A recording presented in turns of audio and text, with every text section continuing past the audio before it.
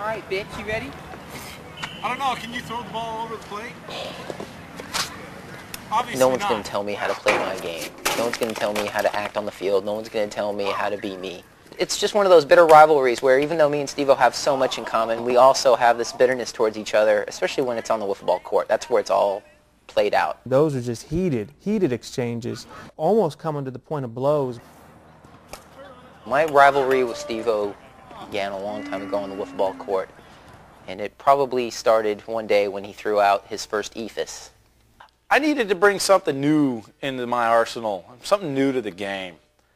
And I just tried it once, and C-Town was batting, and he swung, and he missed. And it just snowballed from there. All I can say is that the Eephus is a bullshit pitch. An Eephus is an art form. It's all about throwing the ball real high and letting it rain right down on top of the plate. It's basically coming up and down, and if you can hit it, hey, good for you. C-Town, for some reason, it just really challenged his manhood in some way. So it's up to the batter to basically wait for this fucking thing to come down. Steve-O is notorious for throwing this Eephus pitch, which he thinks is, kind of difficult to hit, which it's not. It's just he never throws it over the plate. And it's thrown into the strike zone, never. When you're on a team with C-Town and you're facing Steve, it's usually not fun.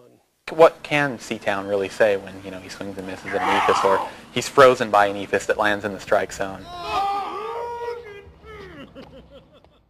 And then when it finally does come down, even though it's 20 feet away from the strike zone, you usually want to take a swing at it. I mean, he was hacking wildly at it.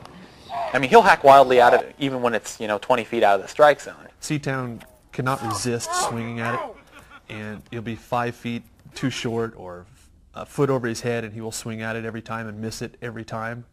It's some sort of machismo thing, I think, in C-Town. And when I get over on him, I just shut him up completely. And usually when I do take him yard, I just run around the whole field, do whatever I can to just piss him off even more. Occasionally, C-Town can take it deep.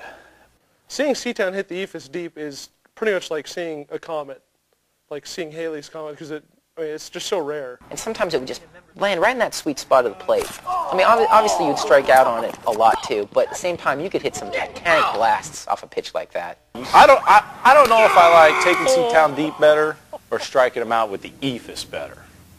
When you're on the same team with C-Town and you're playing against Steve and whoever else, fill in the blank, 9 times out of 10, Steve has his number. It's just amazing how much he sucks and how much fun it is to take him deep and strike him out.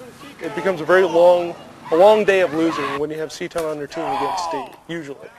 Way to go, Steve-O.